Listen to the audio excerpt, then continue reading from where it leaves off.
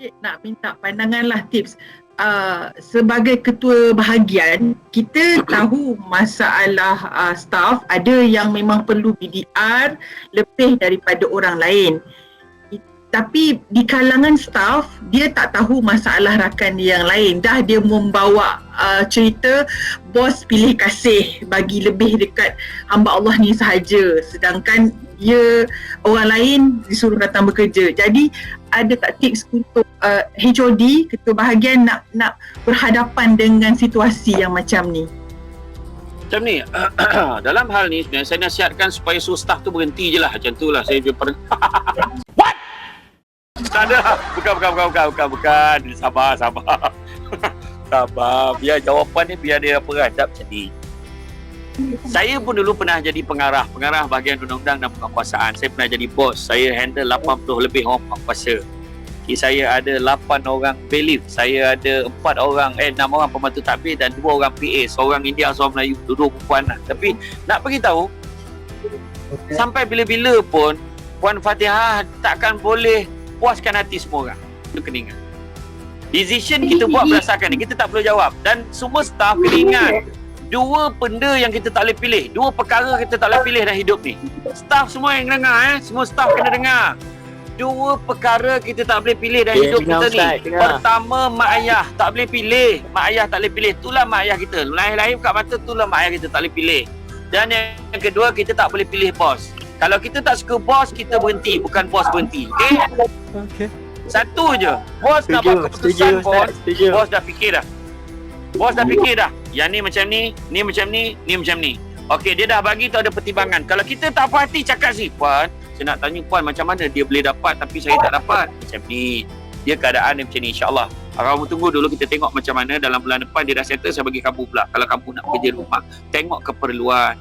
Tapi sebenarnya saya pun tak faham kenapa semua orang nak berebut kerja daripada rumah sedangkan you all lagi senang kerja kat pejabat. Tak fikir ke susah kerja kat rumah? Saya pun tak faham kenapa lah orang suka kerja kat rumah. Saya pun tak faham.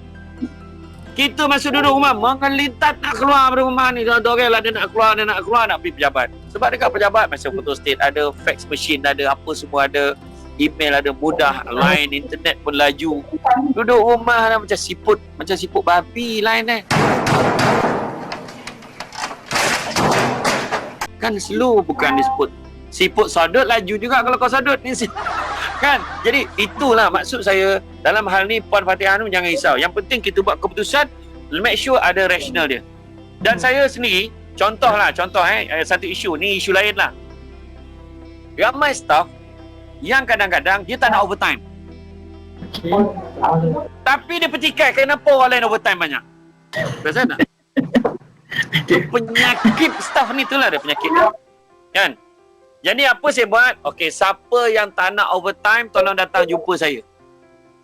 Yang tak nak overtime, bos saya tak nak overtime ni. Okey, kau sign surat ni. Jadi lepas ni kalau aku tak bagi kau overtime, kau jangan bising. Cakap tu. Okey. Ada orang kita dia macam tu lah. Dia orang Malaysia ni kalau boleh dia tak nak kerja tapi gaji nak tinggi. Tu faham tak? Orang Malaysia, bukan orang PTPK tau, orang Malaysia. Kerja tak nak tapi gaji nak tinggi. Bang, itu lumrah. Kan? Jadi itulah keadaan dia. Jadi pada saya satu je. Kita bekerja lah tuan-tuan sekalian.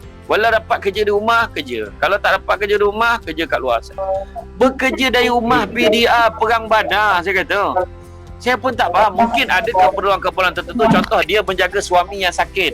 Suami tu tak ada siapa nak uruskan. Dia mungkin paralyzed apa semua. Dia kena mandi, kena disiapkan. Jadi isteri kena siapkan dia. Jadi dalam hal tu kita bagilah kelonggaran. Tengok keutamaan. Yang kes ni kalau dia tak kerja di rumah, mati kali keluarga dia. Jadi dia kena duduk rumah. Kan? Tapi kalau sakat saja nak kerja di rumah, janganlah tuduh pilih kasih. Menyebut pilih kasih satu benda negatif. Perlambangan negatif yang kita tuduh tanpa kita tahu hujung pangkal. Apa hukum dia? Berdosa sebab kita fitnah orang. Jangan. Sedangkan bos kita ni tak adalah dia kisah sangat pun, tak kau lah kau nak kerja di rumah ke apa semua. Tapi yang penting dia macam kisah Luqmanul Hakim. Ingat tak kisah Luqmanul Hakim? Pernah tak dengar kisah Luqmanul Hakim? Luqmanul Hakim dengan anak ada yang naik kaldai tu. Dia naik kaldai kan. Lepas tu mula-mula tu dia tarik kaldai tu, orang kampung cakap kaldai dah ada tak nak naik. Sudahnya bapak naik, anak tarik. Dia kata kurang hajar tu bapak tu, bolehlah dia biar anak tu tarik dia sedap duduk atas. Sudah bapak duduk, bapak turun, anak pula duduk kat kuda. Ada kat kaldai tadi. Bila anak duduk dia cakap, ya Allah, boleh diseksa orang tua tu, sedap betul anak duduk kat atas tu. Sudahnya dua-dua naik. Bila dua-dua naik, menyeksa binatang pula. Dah kaldai tu tak larat, bawa 2 orang. Lepas tu kaldai naik atas dia. Bayangkan tu. Bila kaldai atas dia, gila betul. Orang patut naik kaldai ni, kaldai pula naik atas dia.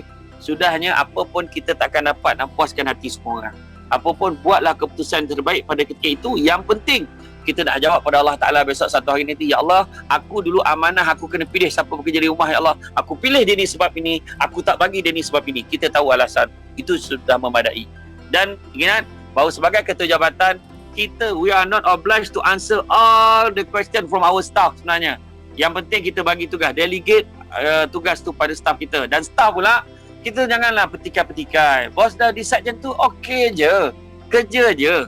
Anda kata ada masalah betul, jumpa Puan Fatihah, saya ada benda nak cakap ni. Cakap. Jangan kau balon-balon kat belakang. Kan?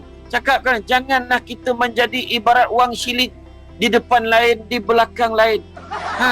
Jadilah ibarat orang yang ikhlas jiwanya, yang telus dan mulus. Sebab itu adalah integriti, kejujuran, ketulusan dan kesempurnaan. Ini adalah merupakan salah satu ciri integriti. Cerita baik-baik insya-Allah. Sebagai HOD tadi, Head of Department, maka dia perlu buat decision dan kita kena akur dengan decision that has been made by our superior. Okay.